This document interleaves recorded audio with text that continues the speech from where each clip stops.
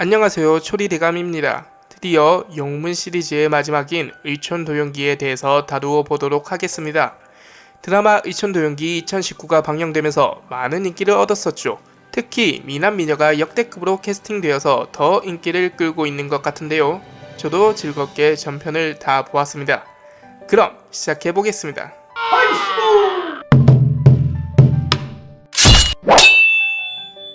이 의촌도연기는 신조협려 시대에서 100여 년이 지난 후인 원명교체기 시기를 다루고 있습니다. 그렇기에 이전 사조 영웅전과 신조협려가 이어지기는 하지만 별다른 접점을 주지는 않지요. 이전에 말씀드렸듯이 곽정대엽은 남송이 무너지기 전에 양과의 현철중검, 군자검, 숙녀검을 녹여 의천검에는 구음증경과 같은 속성의 무공 비급을, 도용도에는 나라를 되찾기 위해 병법서인 악디에 무목유서를 넣어둡니다.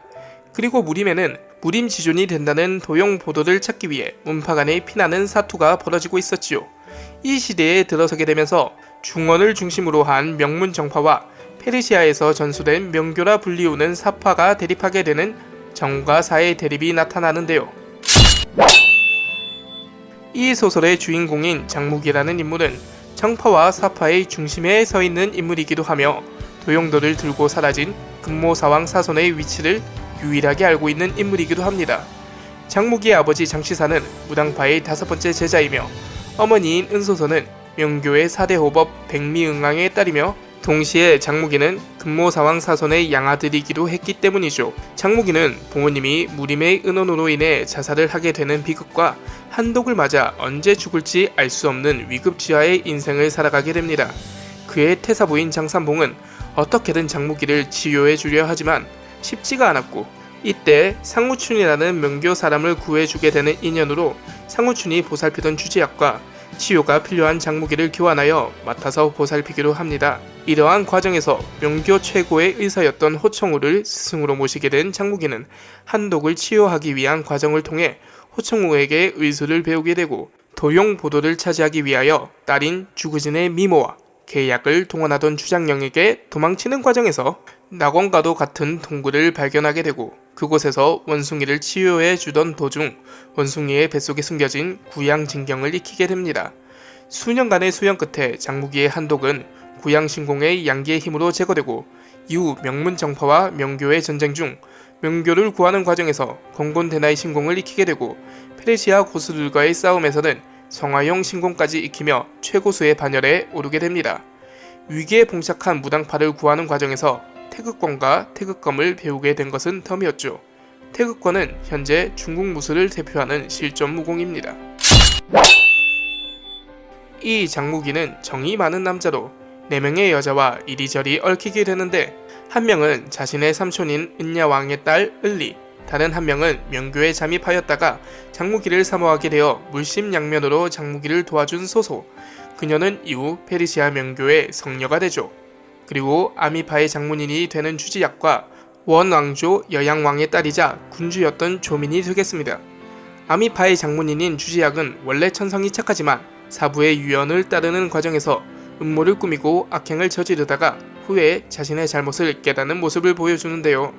옳은 일을 한다며 자신이 생각하는 적폐를 청산한다는 것이 도리어 어떻게 악으로 변해가는지 작금의 사회의 부조리한 현실을 잘 대변해준다고 할 수 있겠습니다. 그리고 조민은 몽고의 군주로서 본래 명교와 6대 문파를 멸하는 임무를 가지고 있었지만 장묵이를 사모하게 되고는 이 모든 것을 버리고 장묵이에게 인생을 바치는 인물입니다. 이 의촌도연기의 큰 틀은 한족의 나라를 복권하기 위해 명교가 오행기라는 군대를 일으켜 원왕조와 싸워 몰아내는 이야기를 다루는데, 그렇다면 여기서 실존 인물은 누가 있을까요? 네, 바로 무당파의 장산봉을 빼면 섭섭하겠죠. 시대가 언제이냐를 두고 의견이 분분하지만 무림계에는 전설로 불리우는 태극권의 창시자 장산봉은 실존 인물입니다. 그리고 지배 세력인 원과 명교에 등장하는 상당수의 인물이 실존 인물인데요. 명교는 페르시아 명교에서 시작하여 근원은 마니교와 조로아스터교에서 나왔다고 하는데, 역사상 당나라 칙천무후 시절 중원에 전파되었으며 원래는 대웅광명교나 마니교로 불리었다고 합니다. 성기는 시는 명존으로 즉 만이라 불렸지요.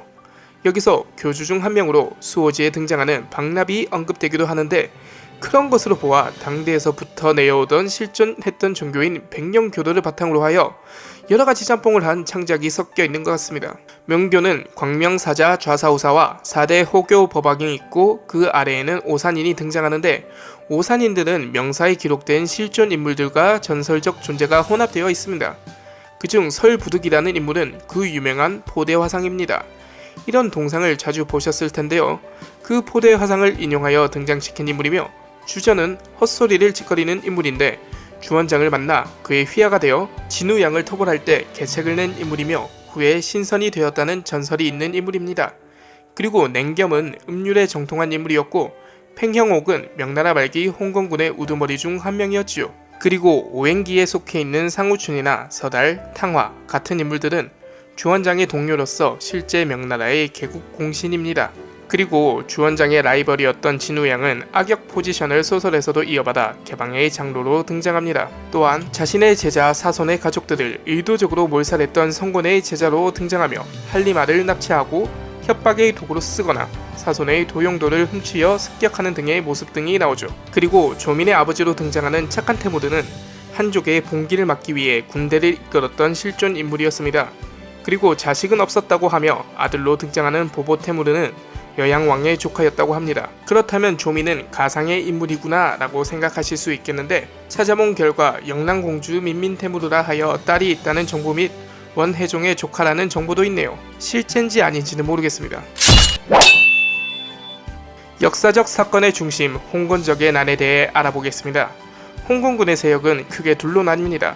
백령교의 교주인 한산동이 자신이 송휘종의 8대 손이자 명왕임을 자칭하며 유언을 퍼뜨리고 송나라의 재건을 선언하지만 원군의 공격으로 사망하게 되고, 책사인 유복통이 한산동의 아들인 한리말을 내세워 소명왕을 칭칭하며 그 세력을 이어갑니다.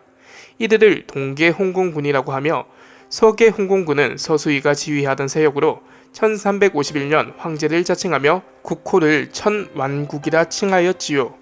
동계 홍공군이 북벌을 성공하게 되고 원이 수도를 옮기게 되는 직후 홍공군 내에서는 내분이 일어나게 되고, 그 안에서 따로 독립하는 세력까지 나타나면서 원이 다시 반격을 하게 되고, 1366년에 동계 홍공군인 대송국이 멸망하였고, 서계 홍공군도 내분으로 인하여 서수위가 살해되면서 1360년에 서계 홍공군의 천왕국이 멸망하게 됩니다. 이들이 멸망하게 되자 홍건적에서 독립한 독자적인 세력들이 패권을 두고 각축을 벌이게 되는데, 동계 홍건군의 세력 중 곽자응의 휘하에 있다가 곽자응이 죽게 되자 그 세력을 흡수한 주원장, 서계 홍건군에서는 서수위를 살해하고 진한을 건국한 진우량, 명하를 건국한 명옥진, 이외에 홍건적이 아닌 방국진, 장사성, 진우정 등의 군웅할거가 펼쳐지게 됩니다. 결국 소명왕 한리말을 내세운 주원장이 군웅들을 물리치고 최후의 승자가 되었으며, 주원장은 이용 가치가 없어진 한리말을 익사를 가장하여 죽여버린 뒤 오왕을 칭하였고, 이후 명나라를 건국하게 되지요. 서계 홍공군에는 팽형옥, 진우양 등이 속해 있었으며, 동계 홍공군에는 주원장, 서달, 상우춘, 탕화 등등의 인물들이 속해 있었습니다. 주원장이 홍무제로 즉위한 그해 2년, 대장군 서달과 선봉장 상우춘은 25만 대군을 거느리고 북벌을 단행, 원나라를 몽골 고원으로 쫓아내는데요. 기록에 의하면 초기 몽골 제국의 수도였던 카라코쿰을 불태웠으며 시베리아의 동부 지역까지 진출했다고 합니다. 소설에서는 장무기가 주역으로 등장하다 보니 원판에서는 주원장에게 속아 세역을 내어주는 것으로 갑작스럽게 전개되지만, 너무 개연성이 없었는지 후에 개정되었을 때는 병사들의 지지를 받는 주원장의 위세를 보게 되자 권력에 대한 욕심이 없었던 장무기가 스스로 권력을 내어주고 응거하는 것으로 개정됩니다. 이 홍건적들은 한국의 역사에도 영향을 주었는데요. 홍건적이 원나라에 쫓겨 요동으로 물러서게 되자 고열을 약탈하기 위해 1359년 12월에 1차 침공, 1360년 9월에 2차 침공을 하였고, 이전에도 약 3천여 명의 홍건적이 압록강 근처에서 식량과 물자를 약탈하였습니다. 1차 침략은 모거경의 4만 병력이 고여군에게 탈탈 털린 채 패주했으나, 2차 침략은 반성, 사류, 관선생, 주원수가 이끄는 20만의 대군세가 고려의 수도인 개경을 함락시키는 등의 큰 피해를 입혔으며 이에 공민왕은 안동까지 몽진을 해야 했습니다. 하지만 안우, 김득배, 이방실, 이성계 장군들의 활약으로 3개월 만에 홍건적 10만여 병력이 죽고 나머지는 도주하는 것으로 끝이 나게 됩니다.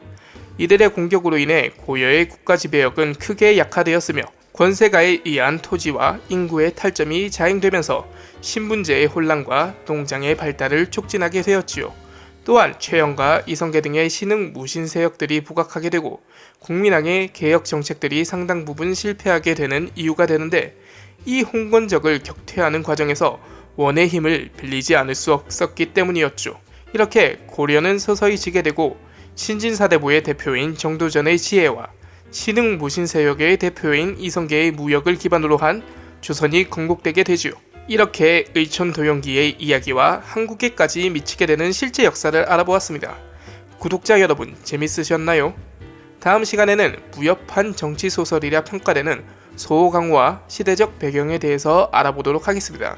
모두 좋은 하루 보내시길 바랍니다. 감사합니다.